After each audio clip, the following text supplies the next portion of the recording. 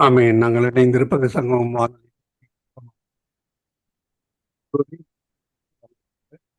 இயேசு கிறிஸ்துவின் நாமத்திலும் சங்கமம் வானொலியின் சார்பிலும் என் சார்பிலும் என் குடும்பத்தின் சார்பிலும் வாழ்த்துகிறோம், வரவேற்கிறோம்.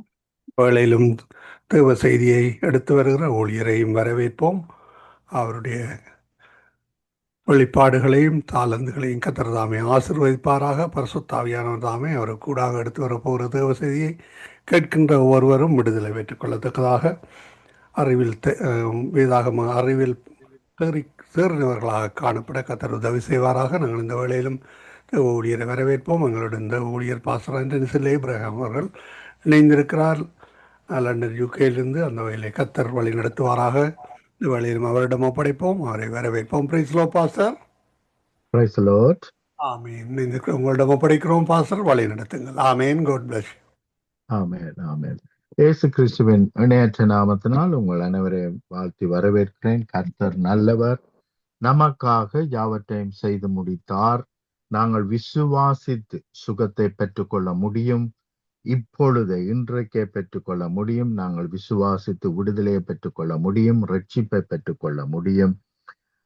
ஆகவே விசுவாசத்தை பெருக்கும்படிக்கே தேவன் அவருடைய வார்த்தையை நமக்கு எழுதி கொடுத்திருக்கிறார். ஆமென். இன்றைய நாளிலும் அந்த வார்த்தைகளை வாசிப்போம். ஆண்டவரை குறித்து இன்னும் சரியாக மேன்மையாக அறிந்து கொள்வோமானால் நாங்கள் நிச்சயமாக ஈஸியாக அவரிடத்திலிருந்து யாவற்றையும் பெற்றுக்கொண்டு அவருக்கு மகிமையா நம்மால் வாழ முடியும். ஆமென். ஜெபம் பண்ணுவோம். அன்பின் பிதாவே, இது உம்முடைய வார்த்தை. இந்த வார்த்தை ஒவ்வொருடைய இதயத்திலும் விதைக்கப்பட்டு 100 அறுவடை செய்வதாக, ஒவ்வொருவரையும் மேற்கொள்ளுவதாக, நாம் எல்லோரையும் விடுவிப்பதாக, நாம் எல்லோரையும் குணப்படுத்துவதாக, நாம் எல்லோரையும் உயிர்ப்பிப்பதாக, சர்வ வல்லமை உள்ள இயேசுவின் இணையற்ற நாமத்தினால். ஆமென், ஆமென். பிரியமானவர்களை வாசிப்போம். உபாகமம் 30 அதிகாரம் 19 வசனம் இப்படியாக சொல்லுகிறது: நான் ஜீவனையும் மரணத்தையும் ஆசீர்வாதத்தையும் சாபத்தையும் உனக்கு முன் வைத்தேன் என்று உங்கள் மேல் வானத்தையும் பூமியையும் இன்று சாட்சியாக வைக்கிறேன்.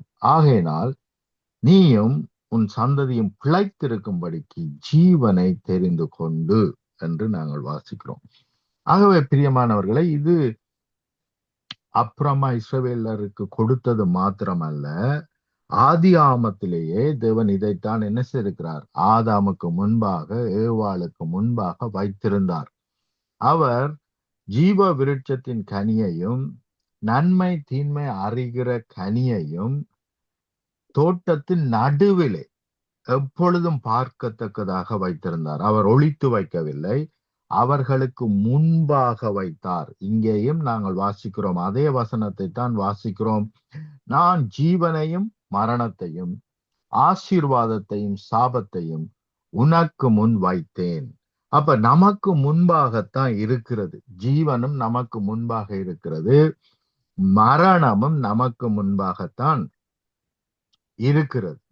ஆனால் எதை எடுத்து செயல்படுகிறோமோ அதுதான் நம்மை மேற்கொள்ளும். ஆகவே தேவன் சொல்லவில்லை இது என்னுடைய கரத்தில் இருக்கிறது என்று சொல்லி. ஜீவனுக்கு தேவையான சகலத்தையும் அவர் நமக்காக செய்து முடித்திருக்கிறார்.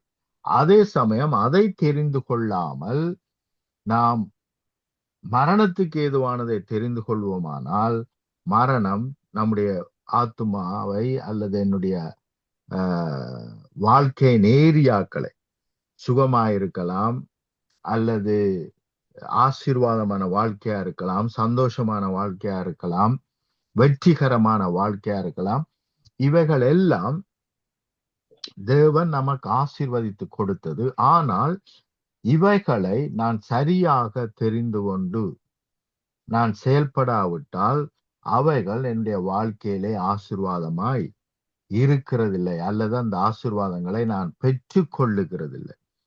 ஒருவேளை நான் கெட்ட குமாரனை போல பெற்றுக்கொண்டாலும் அதை பலுக்கி பெருக்காமல், ஆசீர்வாதமாய் பலுகி பெருக்காமல், தேவனுடைய சித்தம் இல்லாத காரியங்களிலே நாங்கள் அவைகளை செலவிட்டு அல்லது தேவனுக்கு சித்தமில்லாத காரியங்களிலே ஈடுபட்டு அவற்றை இழந்து போகிறோம். ஆகவே நாங்கள் அறிந்து கொள்ள வேண்டியது ஜீவனும் மரணமும் நமக்கு முன்பாகத்தான் இருக்கிறது. ஒவ்வொரு காரியத்திலும் சரியான முடிவை நாங்கள் எடுக்க வேண்டும். அந்த முடிவு ஒருவேளை நமக்கு ஜீவனை கொண்டு வரலாம், அல்லது நாம் எடுக்கிற முடிவு ஒருவேளை நமக்கு மரணத்தை கொண்டு வரலாம். அப்ப நாம் முடிவெடுக்கிறதில்லை. ஒவ்வொரு காரியத்தை குறித்தும் நாம் முடிவெடுக்கிறதிலே கவனமாய் இருக்க வேண்டும். ஆமென். அங்கே ஆதியாமத்திலே பார்க்கிறோம், தேவன் 2 மரங்களை அங்கே வைக்கிறார். அந்த 2 அங்கே நிறைய மரங்கள் இருந்தாலும் அங்கே 2 மரங்கள் பர்டிகுலராய் ஆண்டவர் அதை குறித்து பேசுகிறார். அவைகள் தோட்டத்தின் நடுவிலே இருக்கிறது. ஒன்று நன்மையும் தீன்மையும் அறியத்தக்க கனி, இன்னொன்று ஜீவ விருட்சத்தின் கனி. கவனியுங்கள், இந்த மரங்களுடைய கனிகளை சாப்பிட்டதினால் நாம் அப்படியே மாறிவிட்டோம் என்பதாக அல்ல. ஆண்டவர் நமக்கு 2 சாய்ஸை கொடுக்கிறார். இந்த மரங்கள் என்னத்தை பிரதிபலிக்கிறது என்று சொன்னால் 2 விதமான சாய்ஸ் எங்களுக்கு கொடுக்கப்படுகிறது. ஒன்று நம்முடைய சுயத்தை நம்பி வாழ்வது. அதுதான் நம்முடைய வாழ்க்கையிலே மரணத்தை கொண்டு வரும். நன்மையை அறிந்து கொள்வோம், தீன்மையை அறிந்து கொள்வோம், நாங்கள் முடிவெடுப்போம், எப்பொழுது என்னத்தை செய்ய வேண்டும் என்று எங்களுடைய இஷ்டப்படி, எங்களுடைய திட்டப்படி நாங்கள் செயல்படுவோம் என்பதுதான் இந்த நன்மை தீன்மை அறிந்து நடக்கிற காரியம். ஆனால் ஜீவ விருட்சத்தின் காரியம் என்ன என்று சொன்னால், தேவனை நம்பி வாழ்வது, அவருடைய வார்த்தையின் படி வாழ்வது, அவருடைய சித்தத்தின் படி வாழ்வது. அதுதான் நமக்கு நித்திய ஜீவன். ஆமென். ஆனால் நம்முடைய இஷ்டப்படி, நம்முடைய சித்தப்படி, நம்முடைய அறிவின்படி நாங்கள் வாழ ஆரம்பிப்போமானால் அதுதான் நமக்கு மரணத்தை கொண்டு வருகிறது. ஆகவேதான் சொல்லுகிறார், நீங்கள் நன்மை தீன்மை அறிகிற கனியை தெரிந்து கொள்வீர்களானால் அந்த நாள் முதல் கொண்டு உங்களுக்கு மரணம் உங்களை மேற்கொள்ளும். ஆனால் ஜீவ விருட்சத்தின் கனியை புசிப்பீர்களானால் அது நிச்சயமாக அந்த அறிவு உங்களை என்ன செய்யும்? தேவனுடைய ஞானத்திலே, தேவனுடைய அன்பிலே, தேவனுடைய கிருபையிலே, தேவனுடைய தயவிலே எங்களை வழி நடத்தும். ஆமென். அப்ப இந்த 2 சாய்ஸும் எங்க கொடுக்கப்படுகிறது? ஆதியாமத்திலே கொடுக்கப்படுகிறது. இப்ப நீங்கள் தொடர்ச்சியாக வாசிப்பீர்களானால் வேதம் முழுவதிலும், புதிய ஏற்பாட்டிலும் அதுதான். அங்கே மாமிச சிந்தை மரணம், இதைத்தான் தேவன் சொல்லுகிறார். நன்மை தீன்மை அறிகிற கனி, அதுதான் மாமிச சிந்தை. ஆவியின் சிந்தையோ தேவனுடைய ஆவியினால் நடத்தப்படுவது, தேவனுடைய சித்தத்தினால் நடத்தப்படுவது. அதுதான் என்ன? ஜீவ விருட்சத்தின் கனியை உட்கொள்ளுகிறவர்கள் வாழ போகிற வாழ்க்கை. அப்ப 2மே நாங்கள் பார்க்கிறோம், ஆதியாமத்திலிருந்து அது நம்மை ஃபாலோ பண்ணி வருகிறது. புதிய ஏற்பாட்டிலும் நாங்கள் பார்க்கிறோம், அதைத்தான் தேவன் நமக்கு காண்பிக்கிறார். மாமிசத்துக்குரிய வாழ்க்கை, ஆவிக்குரிய வாழ்க்கை. தேவனுக்குரிய வாழ்க்கை, நாம் நம்முடைய இஷ்டப்படி வாழ்கிற வாழ்க்கை. இவைகள் தான் அங்கே சொல்லப்பட்டிருக்கிறது. அதைத்தான் நாங்கள் உபாகமம் 30ஆம் அதிகாரம் 19ஆம் வசனத்திலே நாங்கள் வாசிக்கிறோம். நான் ஜீவனையும் மரணத்தையும் என்றால் நன்மை தீமை அறிகிற கனி, ஆசீர்வாதத்தையும் சாபத்தையும். ஜீவனும் ஆசீர்வாதமும் எங்கிருந்து வருகிறது? நாங்கள் எப்பொழுதெல்லாம் ஜீவ விருட்சத்தின் கனியை உட்கொள்கிறோமோ அங்கிருந்து வருகிறது. மரணமும் சாபமும் எங்கிருந்து வருகிறது? நன்மை தீன்மை அறிகிற கனியிலிருந்து வருகிறது.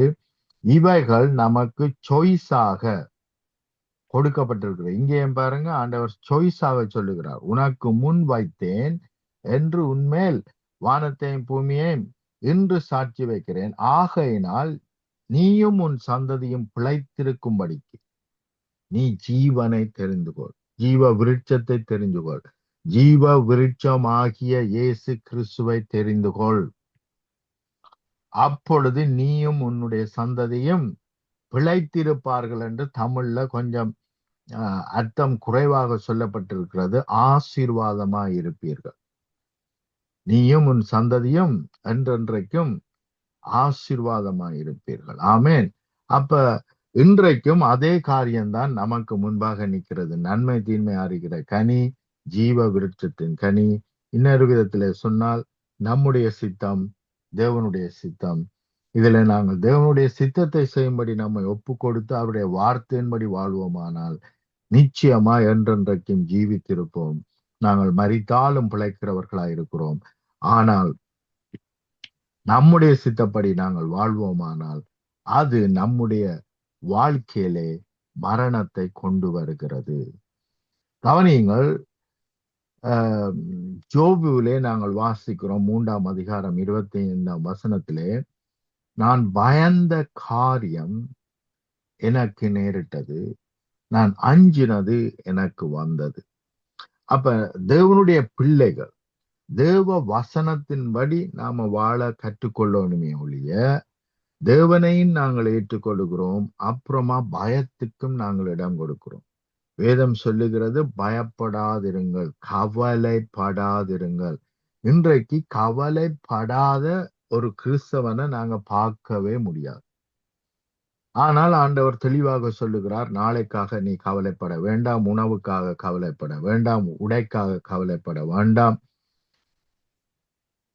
எண்ணத்தை குடிப்போம் என்று கவலைப்பட வேண்டாம். இவைகளை எல்லாம் நான் நிச்சயம் உங்களுக்கு தருவேன், கொடுத்திருக்கிறேன், ஆயத்தம் பண்ணி இருக்கிறேன். நாளைய குறித்து நீங்கள் கவலைப்பட வேண்டாம். ஆனால் நாளை உங்களுக்காக கவலைப்படும் என்றால் நாளைக்கு கட்டளையிட்டு இருக்கிறேன். ஆகவே அந்த நாளை உங்களுக்கு என்னத்தை கொடுக்க வேண்டும் என்று சொல்லி அந்த நாள் அதற்காக கவலைப்படும் என்று தேவன் நமக்கு சொல்லி இருக்கிறார். ஆனால் நம்மில் அநேகர் என்ன செய்கிறோம்? நாளைய குறித்த கவலையிலே இருக்கிறோம். நாளைக்கு என்ன செய்ய போகிறோம், எதிர்காலத்திலே என்ன செய்ய போகிறோம் என்ற கவலைகளிலே இருக்கிறோம். உண்மையிலேயே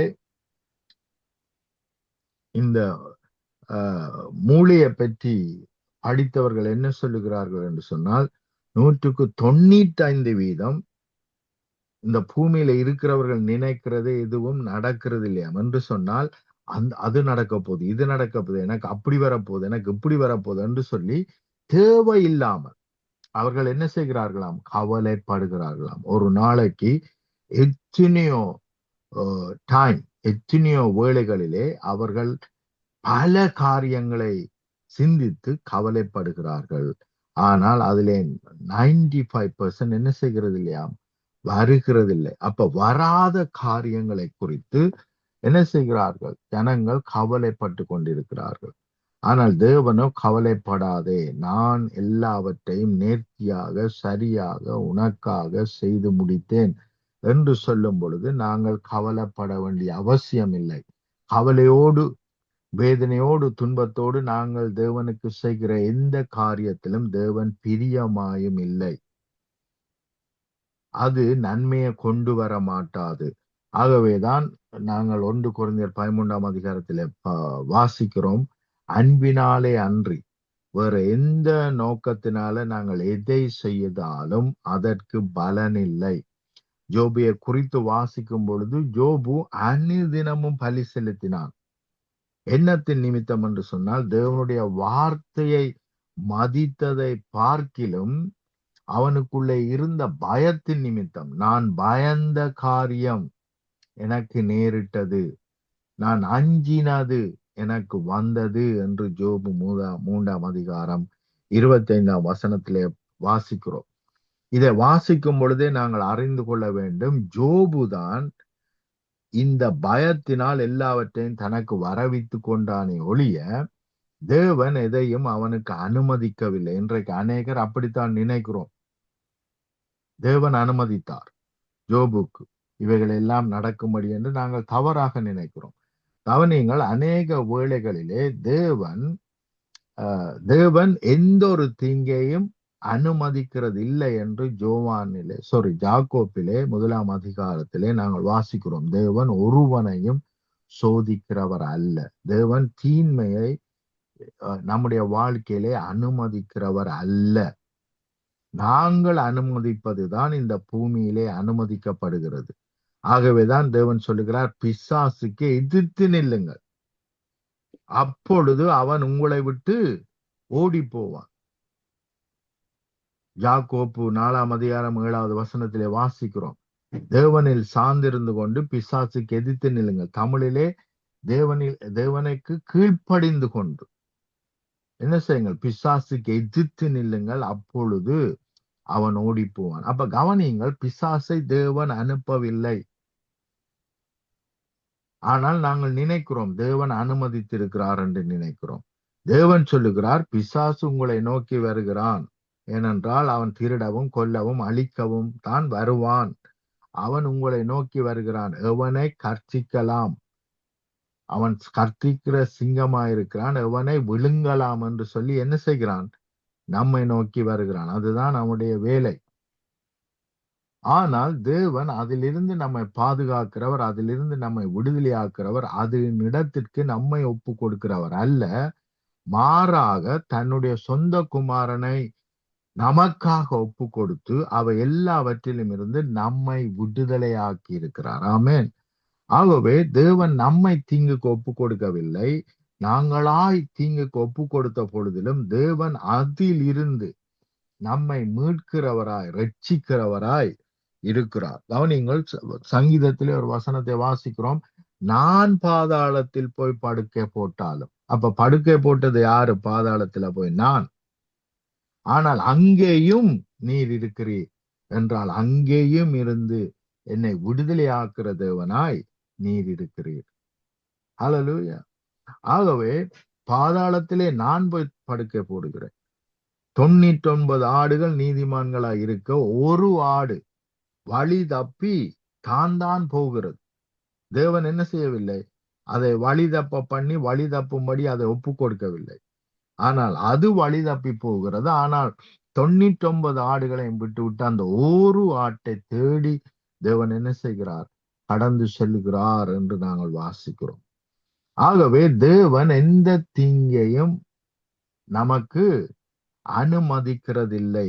தேவன் நல்லவர் என்றொரு டைட்டில் அவருக்கு இருக்குமானால் அவரால் தீங்கு செய்ய முடியாது. டாக்டர் என்று ஒருவருக்கு டைட்டில் கொடுக்கப்பட்டிருந்தால் அவர் கொலை செய்யக்கூடாது. அவர் மாறாக மரண படுக்கையில் இருக்கிறவனையும் உயிரோடு அவனை எழுப்பும்படிதான் அவர் போராட வேண்டும், முயற்சி செய்ய வேண்டும். அவருடைய வல்லமை எல்லாவற்றையும் பயன்படுத்தி அவனை காப்பாற்றும்படிக்கே செயல்பட வேண்டும். அதற்காகத்தான் டாக்டர் என்ற பட்டம் அவருக்கு கொடுக்கப்பட்டிருக்கிறது. அப்ப தேவன் என்ற பட்டம் கொடுக்கப்பட்டிருந்தார்.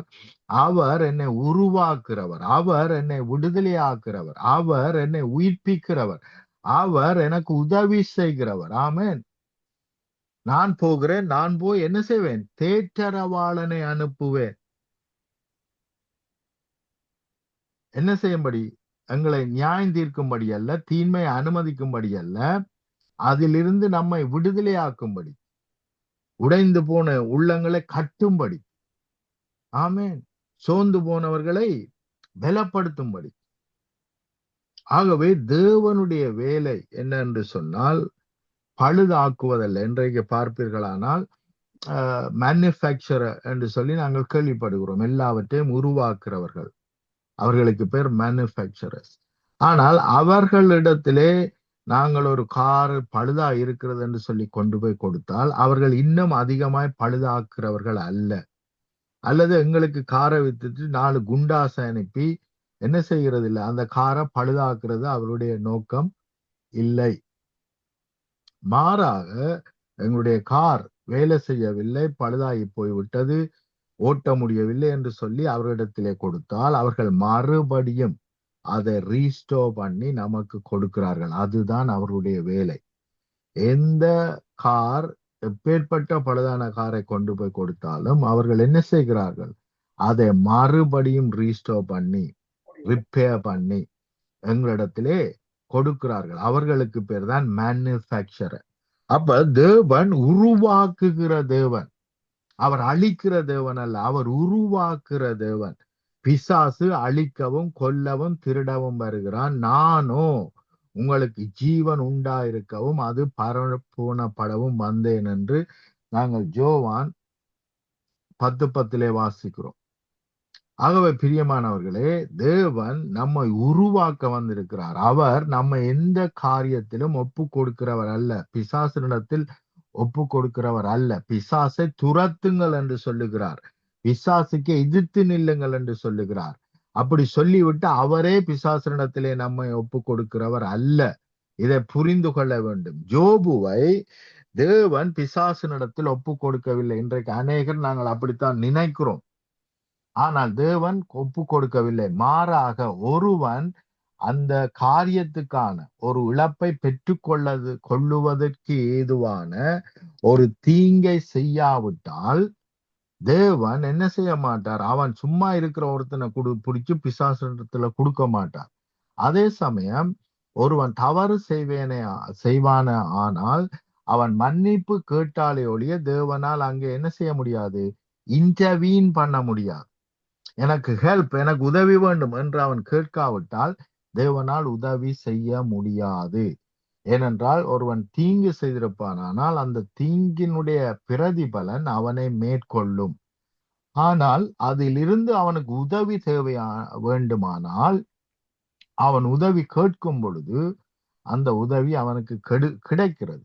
இங்கே பார்க்கிறோம், ஜோபுவை தன்னுடைய வார்த்தையினால் சொல்லுகிறான், நான் பயந்த காரியம் எனக்கு வந்தது. அப்ப பயத்தின் ஆவி ஏற்கனவே ஜோபுக்குள்ளே என்ன செய்கிறது? வேலை செய்து கொண்டிருக்கிறது. தேவன் சொன்னார், அவன் வார்த்தையினால் தான் என்ன செய்யல? பாவம் செய்யலை என்று சொன்னாரே ஒழிய பாவமே செய்யலை என்று சொல்லவில்லை. தன்னுடைய வார்த்தையினால் அவன் பாவம் செய்யவில்லை. ஆனால் நாங்கள் பார்க்கிறோம், ஆண்டவரே சொல்லுகிறார், நீங்கள் உங்களுடைய சிந்தையிலே நினைத்தாலே நீங்கள் ஒரு பெண்ணோடு கூட விபச்சாரம் செய்தாயிற்று. அப்ப வாயினால பேச தேவையில்லை, அல்லது சரீர பிரகாரமாய் நான் போய் விபச்சாரம் செய்ய வேண்டிய அவசியம் இல்லை. என்னுடைய சிந்தையிலே நினைத்தாலே என்ன ஆகிறது? அந்த பாவத்தை செய்து முடித்தாயிற்று என்று வேதம் சொல்லுகிறது. அப்ப இங்கே பார்க்கிறோம், தேவனை நான் நம்பி இருப்பேன், ஆனால் நான் பயப்பட வேண்டிய அவசியம் இல்லை. பயத்துக்கு இடம் கொடுத்து விட்டார் ஜோபு. அதனால் தேவனுடைய கரத்திலே அவர் இல்லை. ஆகவேதான் தேவனிடத்திலே பிசாசு வந்து பேசின பொழுதும் இயேசு என்ன சொன்னார் என்றால், ஜோபு என்னிடத்தில் இருக்கிறான் என்று அவர் சொல்லவில்லை. மாறாக ஜோபு உன்னிடத்தில் இருக்கிறான் என்று சொல்லுகிறார். அப்ப இந்த காரியத்தை எல்லாம் நாங்க என்ன செய்கிறோம்? நாங்கள் விட்டு விடுகிறோம். ஜோபு உன்னிடத்தில் இருக்கிறான், உன்னுடைய கையில் இருக்கிறான் என்று தேவன் சொல்லுகிறார். எந்த கையில இருக்கிறான் என்று தேவன் சொல்லவில்லை, உன்னுடைய கரத்தில் இருக்கிறான் என்று சொல்லுகிறார். ஏனென்றால் பயத்துக்கு நாங்கள் இடம் கொடுக்கும் பொழுது பிசாசுக்கு இடம் கொடுக்கிறோம். பயத்தின் ஆவியை தேவன் நமக்கு கொடுக்கவில்லை. ஆகவே பயம் தேவனுடைய ஆவி கிடையாது, அது பிசாசினுடைய ஆவி. அப்ப பயத்தின் ஆவிக்கு இடம் கொடுத்தபடியினால் ஜோபு சோதிக்கப்பட்டான். ஆனால் தேவன் சொல்லுகிறார், நீ 2-3 முறை என்னை சோதித்தாய். எப்படி? ஜோபை சோதிக்கும்படி என்ன செய்தாய்? டெம்ப்ட் பண்ணினாய் என்று சொன்னோன்னா நாங்க என்ன நினைச்சிட்டோம்? அப்ப டெம்ப்ட் பண்ணினபடினாலே ஆண்டவர் செய்துட்டார். கவனியுங்கள், பிசாசுக்கு தேவன் புரு பண்ணி காட்ட வேண்டிய அவசியம் இல்லை. தேவன் இந்த உலகத்திலே யாருக்கும் புரு பண்ணி காண்பிக்க வேண்டிய அவசியம் கிடையாது.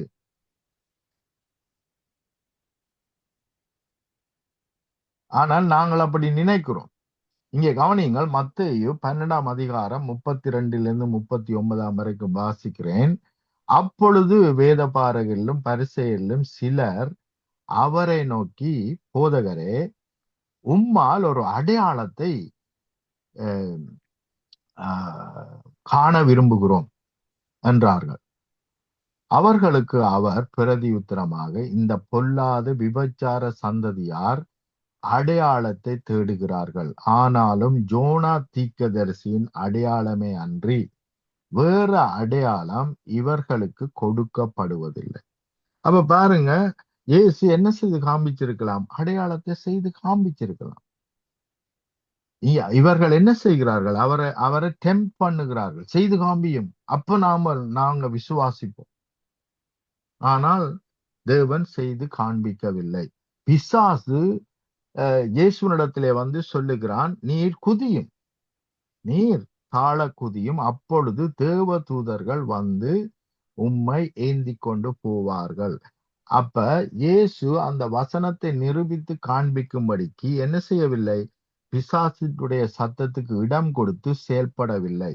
அப்படியானால் பிதா எப்படி பிசாசின் சத்தத்துக்கு இடம் கொடுத்து அவனின் விருப்பப்படி செயல்படுவார்? ஆனால் அநேக வேளைகளில் அப்படித்தான் புரிந்து கொள்கிறோம், அப்படித்தான் நாங்கள் நினைக்கிறோம். பழைய ஏற்பாட்டை புதிய ஏற்பாட்டை வைத்துத்தான் நாங்கள் இன்டர்பிரட் பண்ண வேண்டும். இயேசு அப்படி செய்தாரா? அவர் செய்யாவிட்டால் பிதா அப்படி செய்திருக்க முடியாது. ஏனென்றால் பிதா செய்கிறதை பார்த்துத்தான் நானே செய்கிறேன் என்று இயேசு சொல்லுகிறார். ஆகவே தேவன் ஒருபொழுதும் தீங்கு செய்யாத ஒருவரை தீங்குக்கு ஒப்பு கொடுக்க மாட்டார். அது நீதி அல்ல, அது அநீதி. நம்முடைய பக்கத்து வீட்டுல இருக்கிற ஒருவர் வந்து, இங்க பாருங்கப்பா, நீங்க வந்து உங்களோட பிள்ளைக்கு வந்து இருக்கிற எல்லா பிள்ளைக்கு நீங்க கொடுத்திருக்கிற எல்லா ஆசீர்வாதத்தையும் புடுங்கி என்ன செய்யுங்க, எரிச்சு போட்டுருங்க. அப்படி எரிச்சு போட்டீங்கன்னா அவன் உங்களை தூசிப்பான் பாருங்க என்று சொன்னா பக்கத்து வீட்டுக்காரன், நாம வந்து நம்முடைய பிள்ளைகளுக்கு அப்படி செய்வோமா? நாமளே செய்ய மாட்டோம்.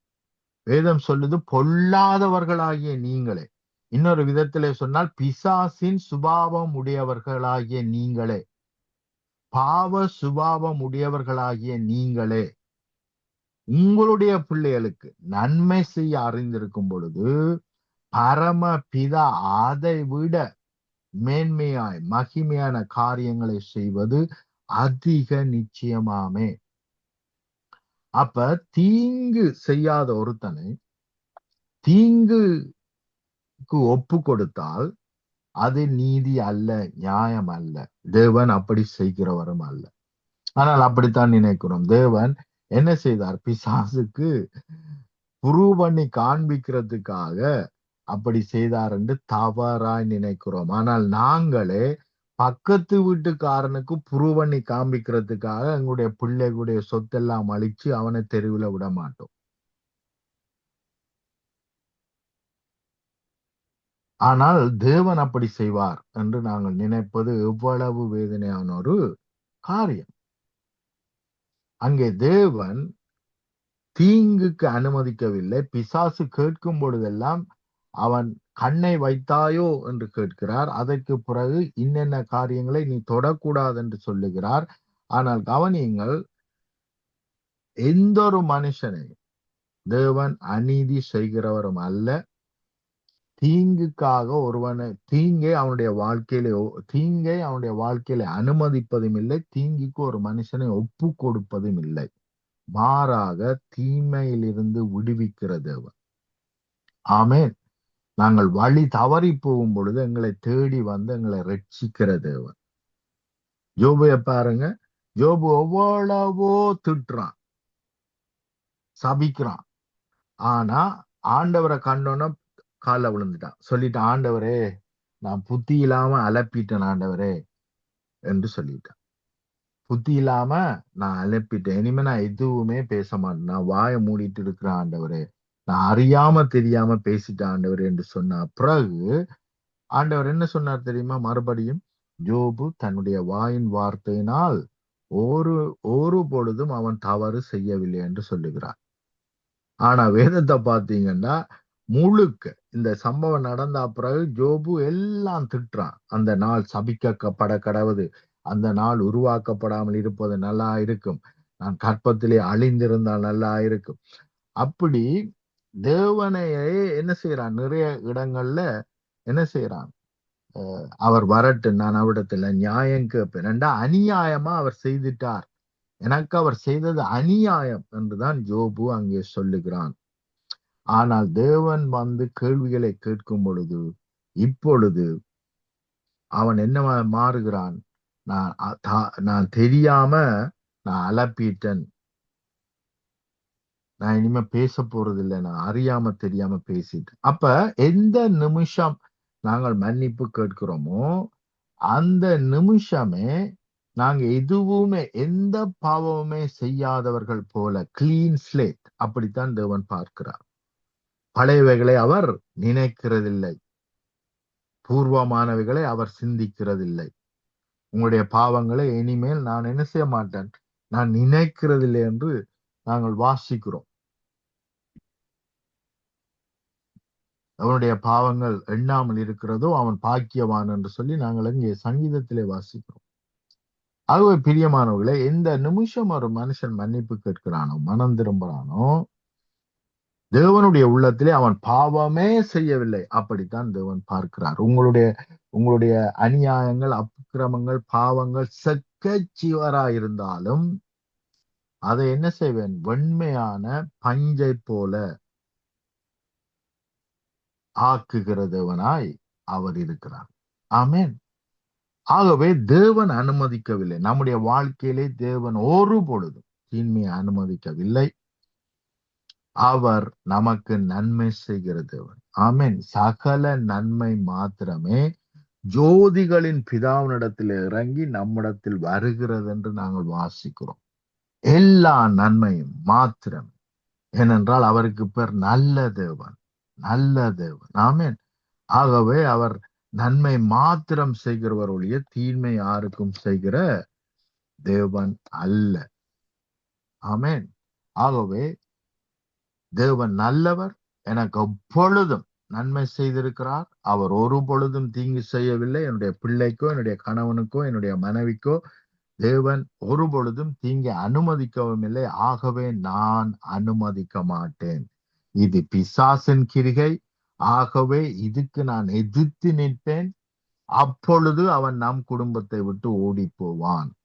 ஆமென். அப்படியாகத்தான் நாங்கள் யாக்கோப்பு 4:7 வாசிக்கிறோம்.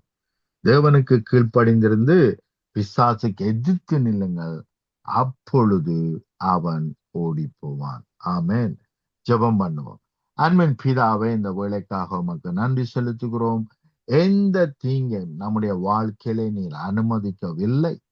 ஆகவே அவை எல்லாவற்றையும் ரிஜெக்ட் பண்ணுகிறோம். நீர் தராத எதுவும் நீர் அனுமதிக்கவில்லை, எந்த தீங்கையும் அனுமதிக்கவில்லை. ஆகவே தீன்மைகள் வெளியேறுவதாக, தடைகள் தாமதங்கள் வெளியேறுவதாக, பலவீனங்கள், சரீரத்திலே காணப்படுகிற பலவீனங்கள், பலவீனப்படுத்துகிற ஆவிகள் வெளியேறுவதாக, சுகையினங்கள் வெளியேறுவதாக, கட்டுக்கள் உடைக்கப்படுவதாக, சிற கதவுகள் திறக்கப்படுவதாக, தாமதங்கள் நிர்மூலமாக்கப்படுவதாக, பிசாசின் கிரிகைகள் இப்பொழுது அழிந்து போவதாக, உம்முடைய ஜனங்கள் பூரண விடுதலையை பெற்றுக் கொள்வார்களாக. மெய்யான சமாதானம், மெய்யான சந்தோஷம் இவர்களை ஆட்கொள்ளட்டும், ஆளுகை செய்யட்டும். Thank you Lord. பாவங்கள் நிர்மூலமாக்கப்படட்டும். சத்ருவனுடைய எல்லா பொய்களும் பயங்களும் வெளியேறட்டும். பயங்கள் வெளியேறுவதாக, எதிர்காலத்தை குறித்த பயங்கள் வெளியேறுவதாக, பிள்ளைகளை குறித்த பயங்கள் வெளியேறுவதாக, கணவனை குறித்த பயம், மனைவியை குறித்த பயம், இவைகள் எல்லாம் வெளியேறுவதாக, ஊழியத்தை குறித்த பயங்கள் வெளியேறுவதாக, இயேசுவின் நாமத்தினால் நீர் எல்லாவற்றையும் நேர்த்தியாய், மகிமையாய், மேன்மையாய் செய்து முடித்திருக்கிறீர். அவைகள் மாத்திரம் மேற்கொள்ளட்டும். எபிரேயர் 10:14 சொன்னபடி ஒரே பலியினால் என்றென்றைக்கும் பூரணமாக்கி இருக்கிறபடினால் அந்த பூரணம் நாம் ஒவ்வொருவரை எல்லா ஏரியாவிலும் மேற்கொள்ளட்டும். எல்லாவற்றிலும் பூரணம் அடையும்படி, வெற்றி அடையும்படி, மேன்மை அடையும்படி செய்யட்டும். சர்வ வல்லமை உள்ள இயேசுவின் இணையற்ற நாமத்தினால். ஆமேன், ஆமேன், ஆமேன். ஆமேன், ஆமேன். அருமையான வார்த்தைகளை கூடாக வழிநடத்தினீர்கள். கர்த்தர் தாமே அந்த வார்த்தைகளை கேட்கின்ற ஒவ்வொருவரும் விடுதலை பெற்றுக் கொள்ளத்தக்கதாக கர்த்தர் உதவி செய்வாராக. நமது தேவன் இயேசு தீங்கினால் சோதிக்கிறவர் அல்ல. அது மட்டுமல்ல, உங்களை ஆசீர்வதிக்கவே ஆசீர்வதிக்கிற தேவன். நன்றி செலுத்துகிறோம். கர்த்தர் தாமே அந்த வார்த்தைகளை கூடாக வழிநடத்துவாராக. கர்த்தருடைய கரத்திலே உங்களை ஒப்புவித்துக் கொண்டு நாளைய நாளிலே இல்லை, புதன்கிழமை திரும்பமாக சந்திப்போம் பாஸ்டர். நாளைய நாளிலே நான் வெளியில் போக வேண்டியிருக்கிறதால புதன்கிழமை திரும்பமாக சந்திப்போம் பாஸ்டர். அதுவரையும் தேவசமாக கூறுகிறோம், வாழ்த்துகிறோம், ஆசீர்வதிக்கிறோம். God bless you pastor. ஆமேன். Amen. Amen. God bless you. சந்திப்போம் பாஸ்டர். ஆமேன். நாங்கள் இந்த வேளையிலும் இதுவரை நேரம் எங்களுடன் தேவ ஊழியர் பாஸ்டர் ஆண்டனிஸ் ஏப்ரஹாம் அவர்கள் லண்டன் யூகேயிலிருந்து பிரைம் மினிஸ்ட்ரி சார்பாக இணைந்து கர்த்தருடைய வார்த்தைகள் எடுத்து வந்து விதைத்திருக்கிறார்.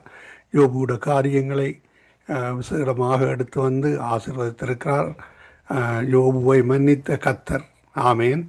எங்களையும் எங்கள் பாவங்கள் சாபங்களை மன்னித்த தேவன் எங்களுடைய வீண் பேச்சுக்களை மன்னிக்கிறவராயிருக்கிறார். அவரை நாங்கள் அண்டிக் கொள்ளுகிற பொழுது, அவரை உயர்த்துகிற பொழுது, அவரண்டை நாங்கள் மன்னிப்பு கேட்கிற பொழுது கர்த்தர் ஆசீர்வதிக்க வல்லவர், மறந்து போக வல்லவர். ஆமேன். கர்த்தருக்கு நன்றி செலுத்துகிறோம் பாஸ்டர்.